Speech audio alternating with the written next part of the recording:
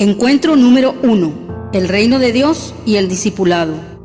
Relación entre el reino de Dios y el discipulado. Iniciaremos esta serie de encuentros con las verdades enseñadas por Jesús a sus discípulos, estableciendo la relación existente entre ser un discípulo de Cristo y aceptar el reino de Dios en su vida.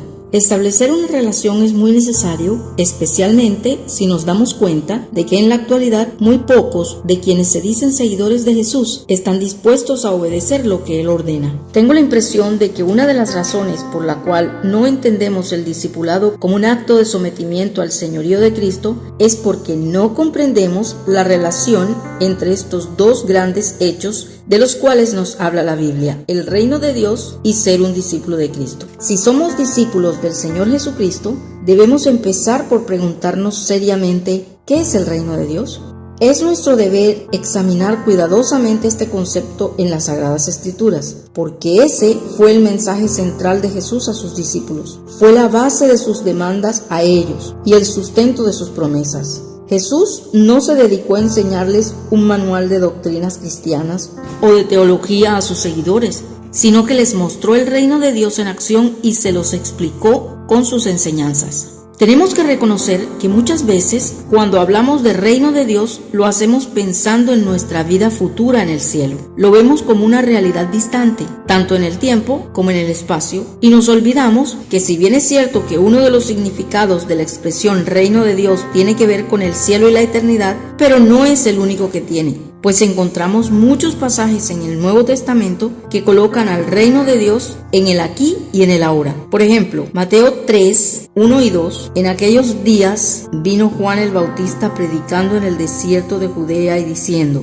arrepentíos, porque el reino de Dios se ha acercado. También en Mateo 5:3, el mismo Señor afirma, bienaventurados los pobres en espíritu, porque de ellos es el reino de los cielos. Existen otros textos en el Nuevo Testamento que podemos citar en apoyo a esta verdad, como por ejemplo Mateo 10:7, Mateo 10:17, Mateo 12:28, Romanos 14:17 y Colosenses 1:13. En otras palabras, en este mismo momento, mientras lees estas palabras, el reino de Dios se encuentra en acción en el mundo. Ninguno de nosotros podrá entender el concepto de reino de Dios si no fijamos nuestra atención en las enseñanzas de Jesús, pues es Él quien mejor nos los puede enseñar, ya que vino a esta tierra con el propósito de establecer en el mundo, y segundo, porque es el único ser humano que en verdad se sometió a las leyes de este reino.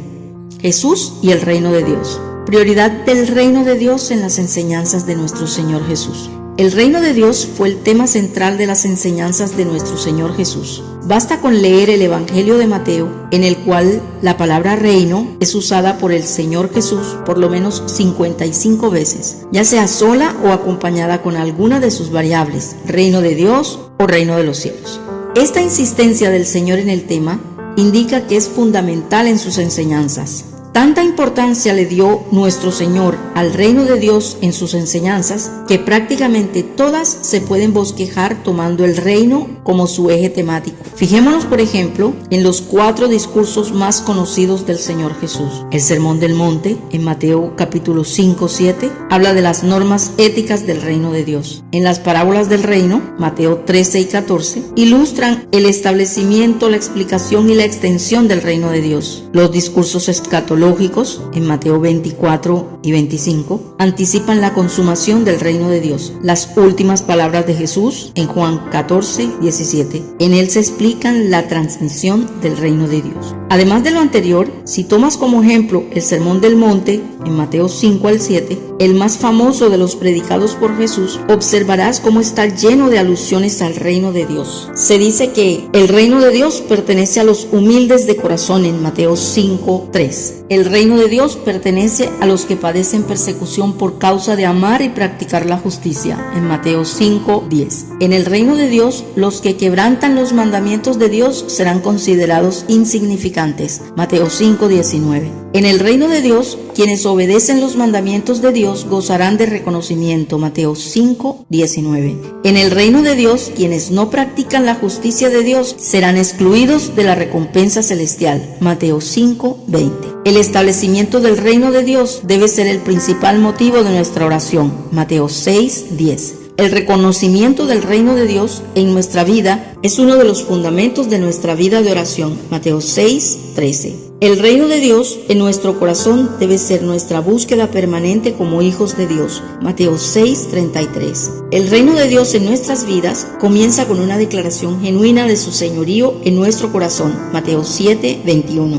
El significado de la expresión reino de Dios para nuestro Señor Jesús. Recordemos que cuando el Señor Jesús hace uso de la expresión reino de Dios, lo hace dentro de un contexto judío, por lo que es necesario entender primero que para un judío de la época de Jesús, el reino de Dios es el gobierno de Dios sobre todos los asuntos de la nación, su organización, leyes, dirigentes y destino. Por lo tanto, cuando el Señor utiliza esta frase y la aplica a sus discípulos, está diciendo que ellos serán aquellas personas sobre las cuales Dios ejerce su voluntad soberana. Dios es quien decide bajo cuáles normas viven, cómo se organizan y quiénes lo dirigen. Él es la autoridad final en la vida y comunidad de los discípulos de Cristo. Por otra parte, para el Señor Jesús, la expresión el reino de Dios también se refiere al gobierno moral que Dios ejerce sobre todos los que nos hemos arrepentido de nuestros pecados y le hemos confesado a Él como Señor de nuestras vidas. En Mateo 4:17 leemos: Desde entonces comenzó Jesús a predicar y a decir: arrepentíos, porque el reino de los cielos se ha acercado. El reino de Dios en nuestras vidas demanda nuestro arrepentimiento genuino. El Señor Jesús enseñó que sin un arrepentimiento genuino es imposible que los seres humanos experimenten el reino o gobierno de Dios en nuestras vidas. Dios ejerce su gobierno moral sobre los que se arrepienten. El arrepentimiento es un cambio de actitud hacia Dios y hacia el pecado que le ofende. Por lo tanto, el arrepentimiento genuino implica un cambio de nuestros pensamientos, sentimientos y conducta con relación a Dios y al pecado. Diferencias entre arrepentimiento y remordimiento. Debemos tener en cuenta que Dios reina sobre quienes se han arrepentido, no sobre aquellas que sienten remordimiento. El remordimiento es un sentimiento muy parecido al arrepentimiento, pero a diferencia de este, es masoquista, acompañado de pensamientos y comportamientos autodestructivos. Por eso, el remordimiento no produce cambios en la vida de las personas, sino una sensación desagradable por la falta cometida y un deseo de no seguir viviendo. Por esto, muchas personas que expresan remordimiento se deprimen y hasta se suicidan, tal y como le ocurrió a Judas Iscariote. Mateo 27, del 3 al 5. Otro aspecto que debemos observar en relación con el significado que el Señor Jesús le atribuyó a la expresión reino de Dios es que la usó intercambiándola con la frase la voluntad de Dios. En Mateo 6:10, cuando nos está enseñando a orar, nos dice que pidamos: venga tu reino, hágase tu voluntad en la tierra, así como se hace en el cielo. Versión Dios habla hoy. Estas dos peticiones en realidad son una misma. Pedir venga tu reino es lo mismo que decir hágase tu voluntad. Y de allí se desprende que el reino de Dios también puede definirse como todo lugar, persona o grupo de personas donde se hace la voluntad absoluta de Dios. De manera que si te has arrepentido y haces la voluntad de Dios, se puede decir que estás bajo el gobierno de Dios y perteneces a su reino. Eres un súbdito, un ciudadano del reino de Dios, en quien Él puede ejercer su voluntad soberana. Ahora, si solamente te has arrepentido y no te interesas en conocer la voluntad de Dios para luego hacerla, solo estás cumpliendo una parte del proceso. Eso es igual a una obediencia parcial, y una obediencia parcial es una desobediencia total. El Señor Jesús es nuestro ejemplo de alguien que en verdad obedeció plenamente a Dios, que se sometió a vivir de acuerdo con las normas del reino de Dios, tal y como lo dice Juan 17:4 y 4:34. De su ejemplo aprendemos que todo aquel que acepta el gobierno de Dios en su vida debe conocer y hacer la voluntad de Dios, manifestar su fe en una obediencia irrestricta a la voluntad de Dios y reconocer que una vida cristiana victoriosa será el resultado de una obediencia absoluta a Dios.